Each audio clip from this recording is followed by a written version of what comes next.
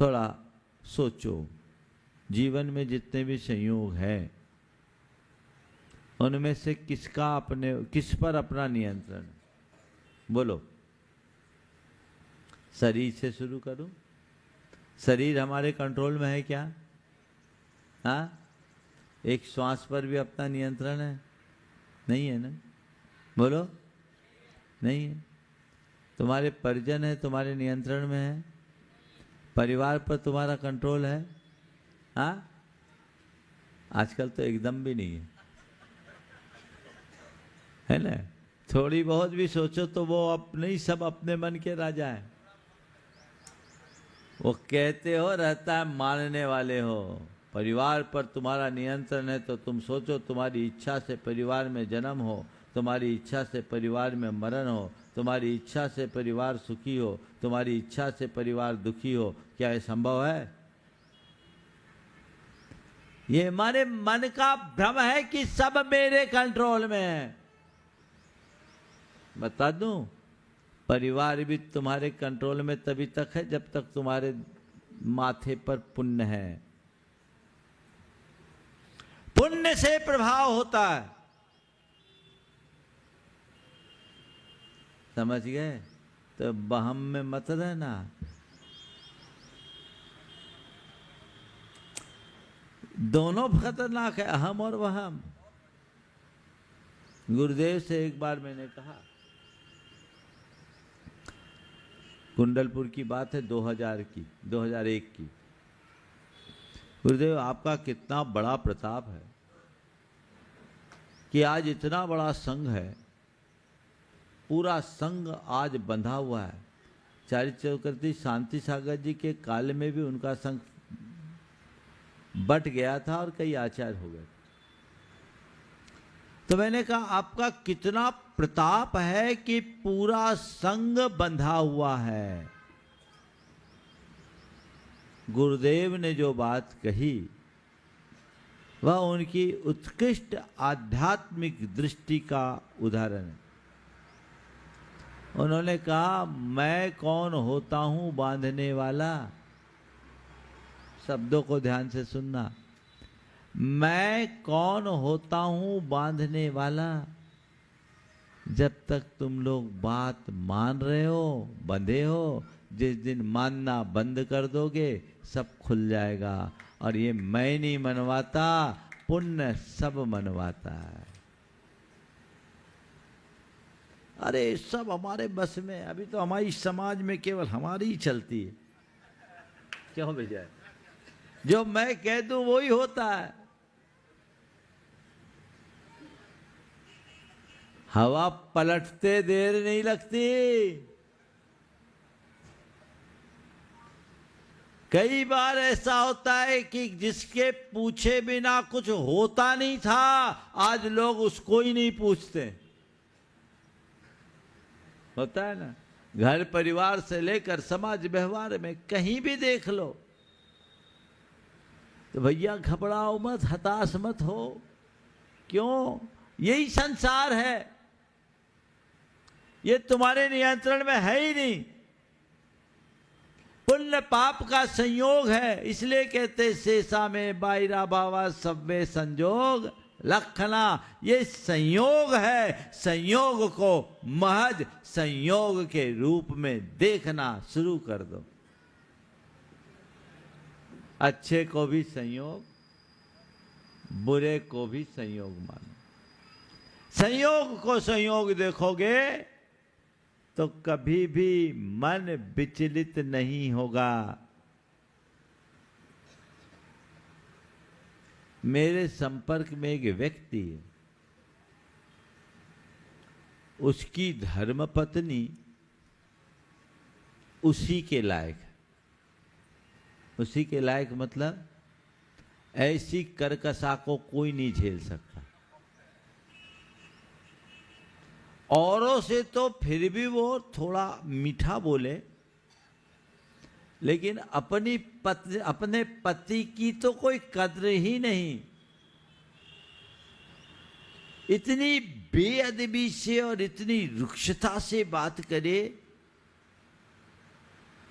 कि कहा नहीं जाए। एक रोज मेरे कक्ष के बाहर वो अपने पति को झाड़ रही थी, और आवाज तो ऐसा कि बिना माइक के पूरे पंडाल में चले जाए, ऐसी आवाज। मेरे कानों तक शब्द आए, सुन करके एक पल को मुझे भी तरस आ गया। पर पति उसकी सारी बातों को सुनता रहा, लगभग 3-4 मिनट तक नॉन स्टॉप झाड़ पिलाई। लेकिन इतना सब कुछ होने के बाद भी वो मुस्कुराता चेहरा लेकर मेरे कक्ष में आया। मजे की बात ये, मुस्कुराता चेहरा लेकर आया। मैंने उसकी ओर देखा, हमने कहा भैया क्या हाल है, क्या हाल है? बोले कुछ नहीं महाराज, मेरी यही तपस्या है, यही तपस्या है, आप लोगों से यही सुनता हूं, जो संयोग होने होते वो होते हैं। मेरी इच्छा तो थी आपकी तरह आपके मार्ग में लगने की, पर घर वालों के दबाव में और अपने चारित्र मोहनी के उदय से मैं आ गया।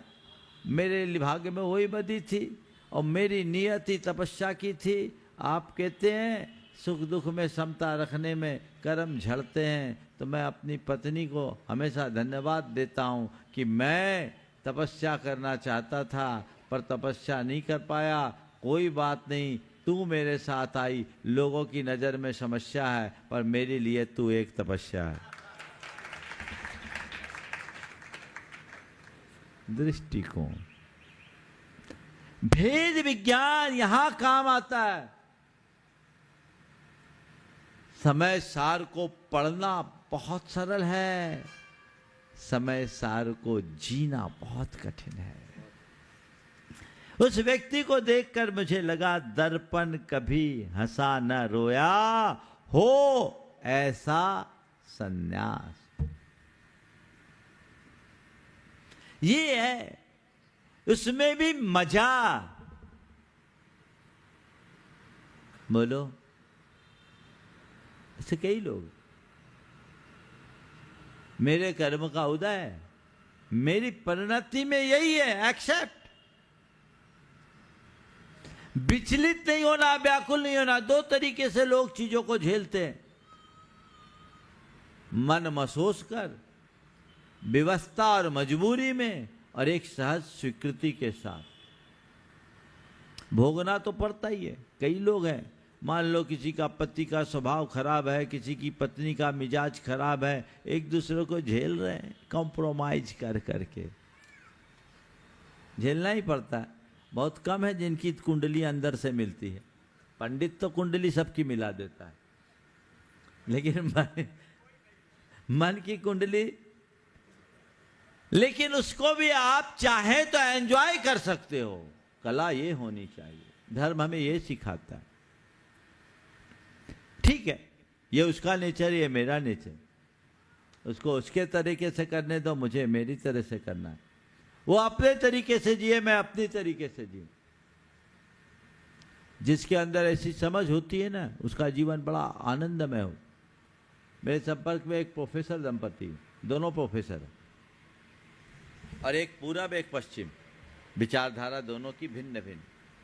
पत्नी धर्मात्मा, मंदिर आए, सब कुछ करे, सामाजिक धार्मिक कार्यों में बढ़ चढ़ करके हिस्सा ले। पति कभी मंदिर नहीं आए, कभी मंदिर नहीं आए।